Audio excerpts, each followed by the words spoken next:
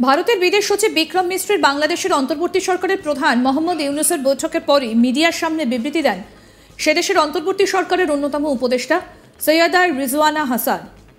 তিনি এদিন মিডিয়ার সামনে দাবি করেন, দিল্লিতে থাকা ইউরোপীয় ইউনিয়নের বিভিন্ন দেশে যে সমস্ত দূতাবাস রয়েছে সেই সমস্ত দূতাবাসগুলিকে অন্য দেশে সরিয়ে নিয়ে যেতে হবে। তার যুক্তি, বাংলাদেশের ছাত্রছাত্রীরা যারা বিদেশে যেতে চান উচ্চশিক্ষার্থে, তাদের ভিসা পেতে সমস্যা হয়, কারণ তাদের দিল্লিতে থাকা ওই সমস্ত দেশের দূতাবাসে ভিসার জন্য আবেদন করতে হয়। ভাবুন আপনার, তারা কিন্তু একবারও ভাবলেন না ইউরোপীয় ইউনিয়নে যে সমস্ত দূতাবাস দিল্লিতে রয়েছে সেগুলো শুধুমাত্র বাংলাদেশের নাগরিকদেরই ভিসা দেয় না, ভারতের নাগরিকরাও ভিসার জন্য এই দূতাবাসগুলির ওপরই নির্ভর করে। কি বলছেন এ নিয়ে অন্তর্বর্তী সরকারের অন্যতম উপদেষ্টা সৈয়দা রিজওয়ানা হাসান, তার কি বক্তব্য উঠে আসছে আসুন শুনি। পক্ষ থেকে ছিল যে বাংলাদেশের নাগরিকেরা অনেক ইউরোপিয়ান দেশে যেতে গেলে ভিসার জন্য আবেদন করতে হয় দিল্লি থেকে। এটা অনেক সময় ঝামেলা হয়ে যায়। তাদের কাছে আমাদের একটা সুস্পষ্ট অনুরোধ ছিল যে তারা যেন এই ভিসা সেন্টারগুলো দিল্লি থেকে সরিয়ে অন্যত্র স্থাপন করেন, যাতে করে এই মুহূর্তে যারা বাংলাদেশি শিক্ষার্থীরা ইউরোপের বিভিন্ন দেশে যাবেন কিন্তু বাংলাদেশে তাদের দূতাবাস নেই, তারা তো যেতে পারছেন না, প্রক্রিয়াটা বিলম্বিত হচ্ছে। ভবিষ্যতে যেন এরকম বিলম্বিত আর না হয় সেজন্য দিল্লিতে সেন্টার না রেখে আমরা অন্যান্য দেশে সরিয়ে নেওয়ার কথা বলেছি। এটা হচ্ছে ইউরোপিয়ান ইউনিয়নের সাথে আমাদের যে কথা হয়েছে সেটার ব্যাপারে, এবং আমাদের পক্ষ থেকে তাদেরকে বিভিন্ন ইস্যুতে যে অপপ্রচারগুলো চালানো হচ্ছে এই অপপ্রচারের বিষয়ে বলা হয়েছে। কেন জুলাইয়ের এই বিপ্লব হলো, সেই বিপ্লবের আকাঙ্ক্ষাটা কি, সেই আকাঙ্ক্ষা ধারণ করে জাতীয় ঐক্য গড়ার যে একটা প্রক্রিয়া শুরু হয়েছে বিভিন্ন বিষয়ে, সে বিষয় সম্পর্কে তাদেরকে জানানো হয়েছে। এবং এই যে জুলাই আগস্টে যে হত্যাকাণ্ডগুলো হয়েছে এই হত্যাকাণ্ডর বিচারের ক্ষেত্রে যে আমরা ব্যবস্থা গ্রহণ করেছি এই ব্যাপারেও তাদেরকে আমরা অবহিত করেছি। এছাড়া ভারতের বিদেশ সচিব বিক্রম মিশ্রের সঙ্গে অন্তর্বর্তী সরকারের প্রধান মোহাম্মদ ইউনূসের বৈঠক সম্পর্কে তিনি জানান, ভারতের বিদেশ সচিব দুই দেশের মধ্যে সম্প্রীতি এবং উন্নয়নের পরিবেশ বজায় রাখার ব্যাপারে বলেছেন। আমাদের তরফে বলা হয়েছে কি পরিস্থিতিতে জুলাই আগস্টে বাংলাদেশে বিপ্লব হয়েছে, তবে ভারতে বাংলাদেশ নিয়ে যে অপপ্রচার চলছে সেই বিষয়টা নিয়েও নিজেদের উদ্বেগ প্রকাশ করেছে বাংলাদেশ। তা নিয়ে ভারতের বিদেশ সচিব জানিয়ে দিয়েছেন এটির সঙ্গে ভারত সরকারের কোনো যোগ নেই, এটি পুরোটাই মিডিয়ার একাংশ এবং কয়েকটা সংগঠনের তৈরি। কি বলেছেন এ নিয়ে অন্তর্বর্তী সরকারের অন্যতম উপদেষ্টা সৈয়দা রিজওয়ানা হাসান, শুনব। সচিবের সাথে যে প্রধান উপদেষ্টার বৈঠক হয়েছে সেখানে আমাদের পক্ষ থেকে এবং তাদের পক্ষ থেকে বারবার তারা বলেছে যে তারা বাংলাদেশের সাথে দ্বিপাক্ষিক যে সম্পর্ক এটা এগিয়ে নিতে এবং আরো জোরদার করতে আগ্রহী। তারা জুলাই এবং আগস্টে যে বিপ্লব হয়েছে এটা তারা মনিটর করেছেন, তারা দেখেছেন, তারা অবগত। আমাদের পক্ষ থেকে তাদেরকে বলা হয়েছে যে আমরা সার্ককে শক্তিশালী ভূমিকায় দেখতে চাই। আমরা যে একসাথে বিমস্টেকে আছি এবং এটারে থাকাটা জরুরি এটাও বলা হয়েছে।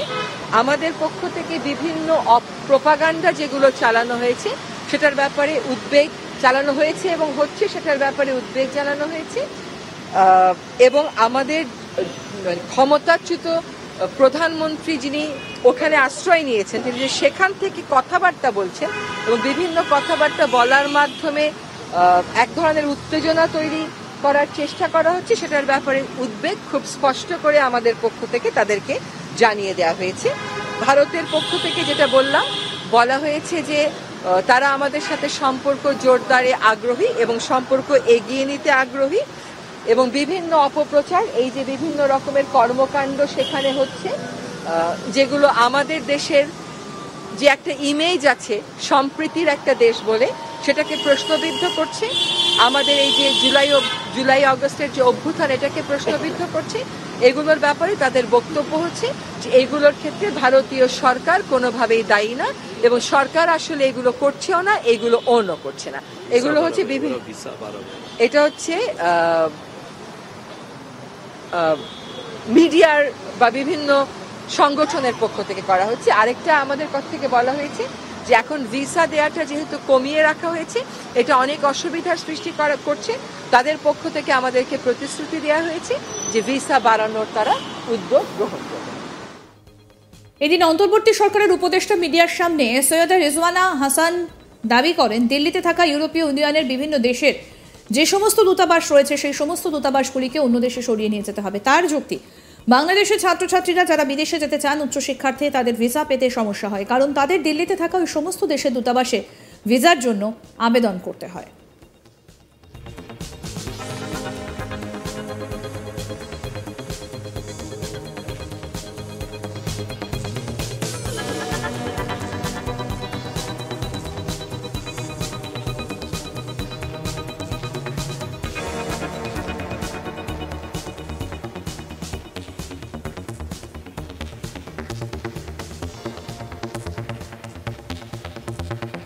ভারতের বিদেশ সচিব বিক্রম মিশ্রের বাংলাদেশের অন্তর্বর্তী সরকারের প্রধান মোহাম্মদ ইউনূসের সঙ্গে বৈঠকের পর মিডিয়ার সামনে বিবৃতি দেন সেদেশের অন্তর্বর্তী সরকারের অন্যতম উপদেষ্টা সৈয়দা রিজওয়ানা হাসান। এদিন তিনি মিডিয়ার সামনে দাবি করেন, দিল্লিতে থাকা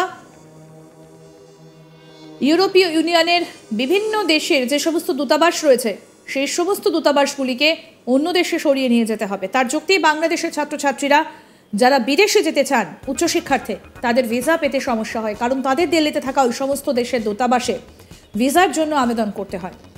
ভাবুন একবার আবদার, তারা কিন্তু একবারও ভাবলেন না ইউরোপীয় ইউনিয়নের যে সমস্ত দূতাবাস দিল্লিতে রয়েছে সেগুলি শুধুমাত্র বাংলাদেশের নাগরিকদেরই ভিসা দেয় না, ভারতের নাগরিকরাও ভিসার জন্য এই দূতাবাসগুলির ওপরই নির্ভর করে।